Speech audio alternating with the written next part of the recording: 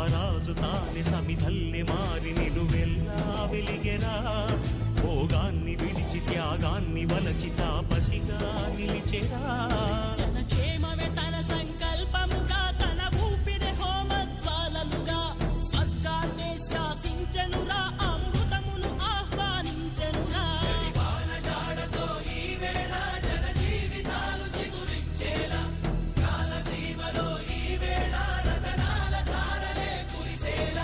కల్లు కల్లు మని సిరిము వల్లే చినుకే చేరగా, జల్లు జల్లు మని పులకింతల్లో పుడమే పాడగా, హరివిల్లు ఎత్తి